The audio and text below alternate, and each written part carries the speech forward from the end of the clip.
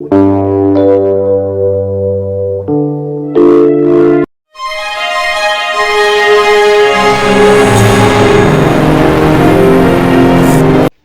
The Lord. आप सबको जय मसीह की। मैं परमेश्वर का धन्यवाद देता हूं आज की सुबह दिखाने के लिए। एक और दिन परमेश्वर ने हम सबके जीवन में जोड़ दिया, एक नई सुबह दिखाई, एक नया दिन दिखाया। हम परमेश्वर को इस अद्भुत काम के लिए कोटि कोटि धन्यवाद दें। कितने लोग हैं जो आज का दिन नहीं देखने पाए होंगे, लेकिन ये परमेश्वर की महाकरुणा है, दया है, प्रेम है, उसकी कृपा है, भलाई है कि हम उसके साथ उसके संसार में जीवित हैं और सही सलामत है। तो इसलिए परमेश्वर को धन्यवाद की भेंटें चढ़ाते रहें। Praise the Lord. एक नया संदेश लेकर मैं आपका दोस्त पास्टर राज मसीह आपके सम्मुख उपस्थित हूँ और आज का संदेश है प्रकाशित वाक्य 1 अध्याय और उसके 4 पद में जो लिखा है 7 आत्माओं के बारे में। तो ये 7 आत्माएं क्या हैं, 7 आत्माओं का रहस्य क्या है, आज इस बात को हम जानेंगे। तो बने रहिएगा मेरे साथ, क्योंकि प्रकाशित वाक्य में तो बहुत सी बातें ऐसी हैं जो समझ में नहीं आती, लेकिन जो भी कुछ परमेश्वर ने मुझे बताया वो मैं आपके सामने रखूँगा और ध्यान से सुनिएगा सारी बातों को और कोशिश करना समझने की, क्योंकि ये बड़े भेद की बातें होती हैं जो प्रकाशित वाक्य में है और इसको समझना बहुत कठिन और मुश्किल काम है। लेकिन जब परमेश्वर का आत्मा हमें बताता है तो उसे एक्सेप्ट करना बहुत ज़रूरी है। Praise the Lord. तो बने रहिएगा मेरे साथ शुरू से लेकर अंत तक और इस वीडियो को शेयर भी कीजिएगा ताकि और भी लोग इन बातों को जान सकें। ट्रू पल्स में आज का एक सवाल है, विशेष सवाल है आज, कि वो कौन सा व्यक्ति है जिसने कहा था कि जब मैं मर जाऊंगा तो मेरे लहू से क्या लाभ होगा, यानी कि जब मैं कब्र में चला जाऊंगा तब मेरे लहू से क्या लाभ होगा। इसका मतलब है कि वो जीते जी परमेश्वर के लिए कुछ करना चाहता है। तो कौन है वो व्यक्ति? अगर आप जानते हैं कहाँ लिखा है ये तो उसे कमेंट्स बॉक्स में लिख दीजिए। अगर नहीं तो डिस्क्रिप्शन में जाइए, वहाँ पर आपको आज के वीडियो का लिंक मिलेगा, उसे क्लिक कीजिए और जानिए कि वो व्यक्ति कौन है जिसने कहा कि मेरे मरने के बाद मेरे लहू से क्या लाभ होगा। Praise the Lord. मेरे साथ मेरी मुहिम में शामिल हो जाइए, जिद है सच को फैलाने की। Praise the Lord. तो आइए एक छोटी सी प्रार्थना करके आज के वचन को मैं शुरू करूंगा। प्रभु जी, मैं धन्यवाद देता हूँ आज की सुबह दिखाने के लिए। विनती करता हूँ आज के वचन को शेयर करने मेरी मदद सहायता कर। मेरे होठों को, मेरे दिल दिमाग को छूकर ब्लेस कर। मेरी आत्मा और मेरा शरीर तेरे ही कब्जे में रहे प्रभु, ताकि बोलने वाला मनुष्य नहीं बल्कि तेरा आत्मा हो। जो भी गूढ़ भेद की बातें आज के इस वचन में छिपी हैं वो हम पे प्रकट करना प्रभु, ताकि प्रभु जी हम उन बातों को जाने और प्रभु जी अपने जीवन को उसी के अनुसार गुजारने वाले बन सकें। जितने लोग इस वचन को देख रहे हैं, सुन रहे हैं, उन सब पर मैं तेरी आशीष को रिलीज करता हूँ प्रभु जी। सबको आशीषित कर, कमी घटियाँ दूर कर, जरूरतें पूरा कर, हर एक की कमाइयों में बरकत दे मेरे प्रभु जी। परमपिता परमेश्वर, हर एक के घर से दुख, बीमारी, चिंता, परेशानियां, तफरके, लड़ाई झगड़े, मनमुटाव, बांझपन, कर्जे और प्रभु जी बेरोजगारी, नशा और असाध्य रोग दूर कर दे प्रभु। अपने बच्चों के जीवन में अद्भुत और बड़े काम कर, ताकि प्रभु जी तेरे बच्चे गवाही दे सकें कि प्रभु यीशु मसीह ने हमारे जीवन में बड़े काम किए हैं। धन्यवाद देता हूँ प्रभु, तूने मेरी इस प्रार्थना को सुन लिया। प्रभु यीशु के नाम से मांगता हूँ, आमीन। Praise the Lord. तो आइए आज के संदेश को मैं शुरू करूंगा और आज का जो संदेश है वो 7 आत्माओं के विषय में है। जैसे कि हम पढ़ते हैं प्रकाशित वाक्य उसका 1 अध्याय और उसका 4 पद है। हम देखेंगे यहाँ पर क्या लिखा है। इस प्रकार से लिखा है यहाँ पर, यूहन्ना की ओर से आसिया की 7 कलीसियाओं के नाम, उसकी ओर से जो है और जो था और जो आने वाला है, और उन 7 आत्माओं की ओर से जो उसके सिंहासन के सामने है। 7 आत्माओं की ओर से जो उसके सिंहासन के सामने है। ये 7 आत्माएं कौन है, क्या है? बहुत से लोगों की धारणा है कि ये स्वर्गदूत है, लेकिन स्वर्गदूतों के विषय में अगर लिखा होता तो स्पष्ट लिखा होता है, क्योंकि प्रकाशित वाक्य में स्वर्गदूतों के बारे में बहुत कुछ लिखा है और ये स्पष्ट रीति से कहा गया है कि स्वर्गदूत, पहला स्वर्गदूत, 7वां स्वर्गदूत, इस तरह से बहुत सारी बातें प्रकाशित वाक्य में स्वर्गदूतों के द्वारा कही गई हैं। तो यहाँ पर हम देखते हैं कि ये जो 7 आत्माएं हैं ये कौन है, इसको जानेंगे हम। सबसे पहले मैं आपको बता दूं, बाइबल में जो 7 अंक का जो प्रयोग किया गया है वो सिद्धता को दर्शाता है, पूरा होना, एक चीज का पूरा हो जाना। हम देखते हैं प्रभु यीशु मसीह ने भी क्रूस पर जब लटके थे 7 वचन कहे हम देखते हैं कि परमेश्वर ने 7वें दिन विश्राम किया सारी सृष्टि को बनाकर। और भी बहुत सारी बातें हैं बाइबल में जो 7 अंक को प्रेषित करती हैं और बताती हैं कि ये सिद्धता को दर्शाता है, यानी कि पूरा होने को, कि ये पूरा हो चुका है। तो यहाँ पर 7 आत्माओं का जिक्र है। तो प्रकाशित वाक्य में ही 54 बार 54 टाइम ये 7 अंक का जो शब्द है वो आया है। 54 बार 7 अंक को प्रयोग में लाया गया। 7 आंखें, 7 सींग, 7 सिर, इस प्रकार की बातें हैं। 54 बार 7 7 7 7 ये 54 बार सिर्फ प्रकाशित वाक्य में की पुस्तक में ये अंक जो है बताया गया है, यानी कि ये संख्या 54 बार आई है 7 अंक की। हमारा जो विषय है वो है कि ये 7 आत्माएं कौन हैं। तो हम देखते हैं सबसे पहले 3 अध्याय में भी अगर हम देखें इसके पहले पद की, तो यह लिखा है, और सरदीस की कलीसिया के दूत को ये लिख कि जिसके पास परमेश्वर की 7 आत्माएं और 7 तारे हैं, यह कहता है कि मैं तेरे कामों को जानता हूं कि तू जीवता तो है, कहलाता है, पर है मरा हुआ। तो 7 आत्माएं कौन है ये, ध्यान से सुनिएगा। इसका जिक्र आता है यशायाह नबी की पुस्तक में। जब हम वहां पर देखते हैं 11वें अध्याय में, वहां पर यीशु मसीह के विषय में एक भविष्यवाणी की गई है, और यहां पर भी प्रभु यीशु मसीह के विषय में कहा गया है।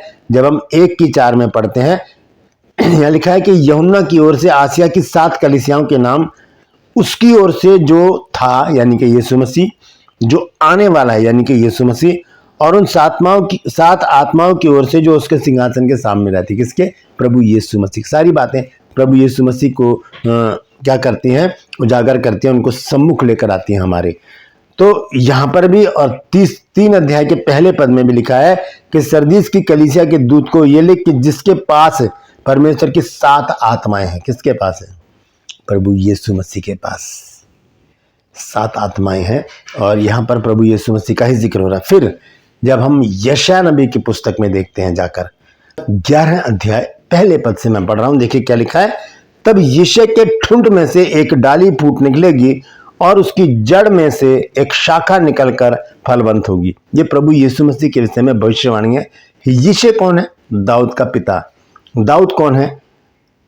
हम सब जानते हैं, राजा दाऊद को, और राजा दाऊद के वंश में से ही प्रभु यीशु मसीह आए हैं। तो यहां पर लिखा है यिशै के ठुंड में से जो एक चीज खत्म हो चुकी है, यिशै जो है वो मर चुका है, वो ठुंड के बराबर है। ठुंड कहते हैं कटे हुए पेड़ के उस हिस्से को जो जमीन में गड़ा होता है। वो कटा है लेकिन उसमें कोई भी डाली नहीं है, वो एक ठुंड है सिर्फ, और वो उसमें कोई भी हरा पत्ता नहीं है, कोई डाली नहीं है, वो सिर्फ एक लकड़ी मात्र है जो जमीन में है, जिसकी जड़ें जमीन में है, लेकिन वो ठुंड है एक। तो लिखा तब यिशै के ठुंड में से एक डाली फूट निकलेगी। ये डाली कौन है? ये प्रभु यीशु मसीह के विषय में बताया गया है। और लिखा है कि उसकी जड़ में से एक शाखा निकलकर फलवंत होगी, क्योंकि जड़ तो है जमीन पर। किसकी? यिशै की। किससे जुड़ी हुई है? परमेश्वर से। यिशै कौन है? दाऊद का पिता। और दाऊद जो है वो उसी के वंश से प्रभु यीशु मसीह आए हैं। उसी के वंश से प्रभु यीशु मसीह इस संसार में आए। जब हम पढ़ते हैं मत्ती 1 अध्याय में, तो अब्राहम से लेकर वहां पर सबके नाम आते हैं। दाऊद का भी नाम आता है और फिर सुलेमान का भी नाम आता है। इस तरह से यूसुफ तक जो ये वंशावली है पूरी मत्ती 1 अध्याय में, तो वहां पर हम देखते हैं कि प्रभु यीशु मसीह दाऊद के वंश से आते हैं। तो यहाँ पर इसी बात का जिक्र किया गया है, एक भविष्यवाणी की गई है प्रभु यीशु मसीह के बारे में। कहा गया है कि तब यिशै के ठुंड में से एक डाली फूट निकलेगी और उसकी जड़ में से एक शाखा निकलकर फलवंत होगी। और वो शाखा कौन है? वो प्रभु यीशु मसीह है। वो डाली कौन है? वो प्रभु यीशु मसीह है।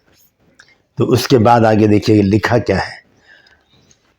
और यहोवा की आत्मा, सबसे पहली बात है यहाँ पर 7 आत्माओं का जिक्र है जो प्रभु यीशु मसीह के पास है, और वो आत्माएं प्रभु यीशु मसीह अपने लोगों को बांटते हैं, देते हैं। ठीक है, यह लिखा है कि यहोवा की आत्मा, पहली बात, बुद्धि और समझ की आत्मा, 3 आत्मा हो गई, और युक्ति और पराक्रम की आत्मा, 5, ज्ञान और यहोवा के भय की आत्मा उस पर ठहरी रहेगी।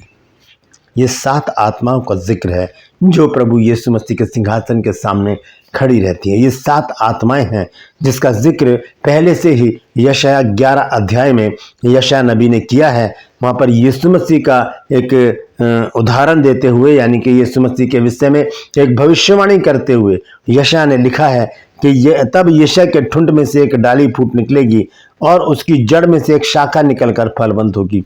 और वो शाखा और वो डाली कौन है? वो प्रभु यीशु मसीह हैं।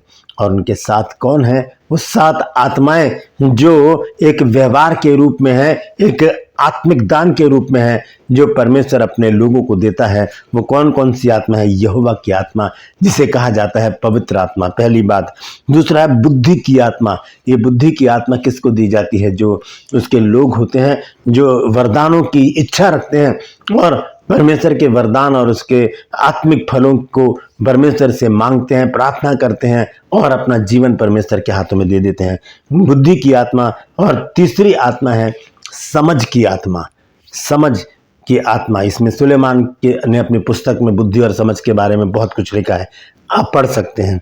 फिर आगे चौथी जो आत्मा है वही युक्तियां, यानी कि प्लानिंग जो होती है परमेश्वर के कामों के विषय में, परमेश्वर के आगमन के विषय में, परमेश्वर के लोगों को उजागर यानी कि उनको जगाने के विषय में, और बहुत सारी ऐसी बातें जब हम परमेश्वर के राज्य की तैयारी कर रहे होते हैं या हम परमेश्वर के वचन को लेकर चल रहे होते हैं, जाते हैं जगह जगह जाकर, तो वहां पर हम बड़ी ही युक्तियों के साथ उन कामों को करते हैं ताकि कोई प्रॉब्लम ना हो, कोई परेशानी ना हो और सारी बातें सभ्यता से और सरलता से हो सके। तो ये युक्ति जो होती है हमारी, क्योंकि युक्तियां जो हैं वो परमेश्वर ही बनाता है, वो हमें बताता है, तब हम उन युक्तियों के साथ हर एक काम को करते हैं। कोई भी व्यक्ति अगर वचन प्रचार करने खड़ा हुआ है तो वो अपनी ओर से खड़ा नहीं होता, वो परमेश्वर की युक्ति होती है जो अपने बंदे को वो खड़ा करता है, अपने दास को खड़ा करता है, अपनी दासी को खड़ा करता है, ताकि वो उसके उन वचनों का प्रचार करे जो सामने बैठने वाले जो लोग हैं जिनको उसकी जरूरत है। तो ये चौथी आत्मा क्या है? युक्ति की आत्मा। फिर है पराक्रम की आत्मा। पराक्रम मतलब शक्ति, सामर्थ। परमेश्वर का सामर्थ कौन देता है? हमें पवित्र आत्मा देता है।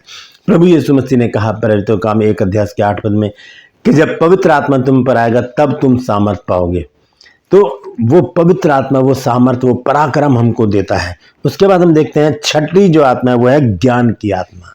ज्ञान की आत्मा, तो ये ज्ञान हमें कहाँ से मिलता है? लिखा है कि जो ज्ञान ऊपर से आता है वो परमेश्वर की ओर से है, और यही वो ज्ञान है जो हमें बुद्धिमान बनाता है, हमें समझदार बनाता है, हमें आत्मिक बनाता है और हमें आशीषित करता है, हमें निरोग रखता है और हमें परमेश्वर की राहों पर चलने की सामर्थ, शक्ति, बल और बुद्धि देता है, ताकि हम परमेश्वर के रास्ते पर चलते रहें और उन सारी बातों से दूर रहें जो शैतान हम पर लाना चाहता है। तो ये आत्मा कौन सी है? ज्ञान की आत्मा। और आखिरी 7वीं आत्मा कौन सी है?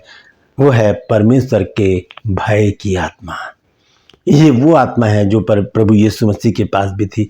प्रभु यीशु मसीह परमेश्वर के भय में अपने जीवन को व्यतीत करते हुए उन्होंने यहाँ तक आज्ञाकारी रहे कि अपने प्राणों को भी दे दिया, और क्रूस पर जब वो लटके हुए थे तब कहा कि हे पिता, तूने मुझे क्यों छोड़ दिया? लेकिन फिर भी प्रभु यीशु मसीह ने अपने प्राण को दे दिया ताकि मैं और आप जीवन पाए। तो ये 7वीं जो आत्मा ही है परमेश्वर के भय की आत्मा। नीति वचन 1 अध्याय 7 पद में हम पढ़ते हैं कि यहोवा का भय मानना बुद्धि का मूल है। तो ये सारी आत्माएं एक दूसरे से जुड़ी हुई हैं और एक दूसरे की कमी को पूरा करती हैं, एक दूसरे को आगे बढ़ाती हैं। और एक व्यक्ति के पास ये 7 आत्माएं भी हो सकती हैं और ये 7 आत्माएं अलग अलग व्यक्तियों के पास भी हो सकती हैं, क्योंकि जो लोग यीशु मसीह के पर विश्वास करते हैं, जो लोग यीशु मसीह के अनुयायी हैं, ये 7 आत्माएं उनके आसपास रहती हैं, क्योंकि ये प्रभु यीशु मसीह के सिंहासन के सामने खड़ी रहने वाली आत्माएं हैं, जो प्रभु यीशु मसीह अपने लोगों को इन आत्माओं से परिपूर्ण करता है और उनको बुद्धि, समझ, ज्ञान, परमेश्वर का भय और प्रवीणता और पराक्रम और ये सब प्रकार की बुद्धि की आत्मा परमेश्वर अपने लोगों को देता है। तभी परमेश्वर के लोग सक्सेस होते हैं, कामयाब होते हैं, क्योंकि उनके पास प्रभु यीशु मसीह द्वारा दी गई ये 7 आत्माओं का एक झुंड है जो उनकी अगुवाई करता है, उनकी मदद करता है, उनके साथ रहता है और उनको आत्मिक उन्नति में आगे बढ़ाता है। Praise the Lord. अपने हाथों को उठा के प्रभु से प्रार्थना कीजिए, प्रभु मैं तुझसे विनती करता हूँ, मैं तुझसे विनती करती हूँ कि मुझे भी इन 7 आत्माओं की ज़रूरत है। मुझे भी बुद्धि की आत्मा चाहिए, मुझे भी ज्ञान की आत्मा चाहिए, मुझे भी प्रभु पराक्रम की आत्मा चाहिए, मुझे परमेश्वर के भय की आत्मा चाहिए। प्रभु मुझे तेरी आत्मा चाहिए ताकि मैं भी एक आत्मिक जीवन जी सकूं और तेरी महिमा कर सकूं, तेरे नाम को ऊंचा उठा सकूं। धन्यवाद देता हूं प्रभु, धन्यवाद देती हूं प्रभु, तूने मेरी इस प्रार्थना को सुनकर इन सभी आत्माओं से मुझे परिपूर्ण कर दिया है। यीशु के नाम से मांगते हैं, आमीन। छोटी सी प्रार्थना कीजिए, प्रभु आपके जीवन में ज़रूर बड़ा काम करेगा और इन आत्माओं से आपको परिपूर्ण करेगा। Praise the Lord. तो इन वचनों के द्वारा परमेश्वर हम सबको आशीष दे। इस वचन को शेयर कीजिए ताकि और भी लोग इन बातों को जान सकें और इन 7 आत्माओं का भेद जान सकें, जिसके विषय में प्रकाशित वाक्य 1 अध्याय 4 पद में आज हमने पढ़ा है कि वो जो सिंहासन के सामने 7 आत्माएं खड़ी रहती हैं।